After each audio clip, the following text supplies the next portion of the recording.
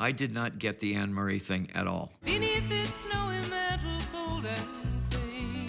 She was this Canadian folk singer. And she had one of the purest voices that God ever put on this planet. And she was as far from Alice as I could possibly get. I wasn't flamboyant.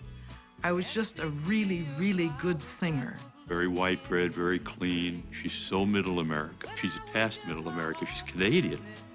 When I was in LA recording, I stayed at Shep's house. Not only was the refrigerator full, there was all the booze you could drink, but there was a note from somebody on the counter and it said, "There's a surprise for you in the drawer."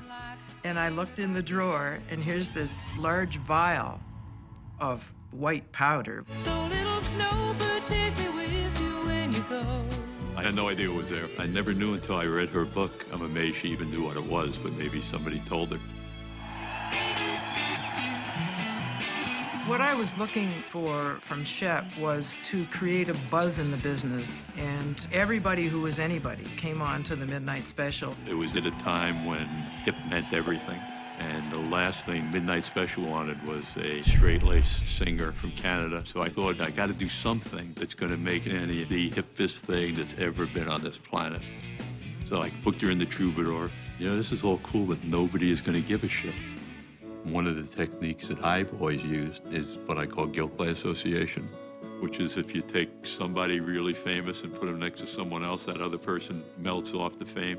And Alice had a group at that time called the Hollywood Vampires. Hollywood Vampires was a drinking club. Harry Nilsson and Mickey Dolenz and John Lennon.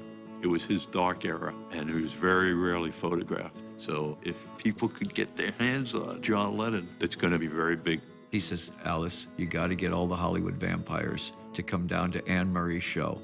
The whole purpose for that whole night was to get a photograph of Anne Murray standing next to these icons who were the coolest people in the world. Everybody in that group, they were all cynical. So I went to the Rainbow that night, and I literally got down on my hands and knees.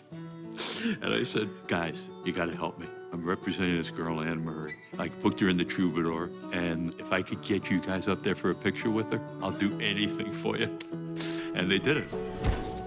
And that picture has had more mileage than any other picture that I have ever had taken in my career. Rolling Stone wanted to interview me.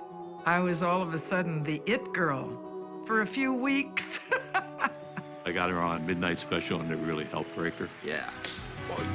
And even though we ain't got money, I'm so in love with you, honey. To her credit, Annie always stayed Anne Murray. She didn't go on Midnight Special and wear bangles. She was Anne Murray.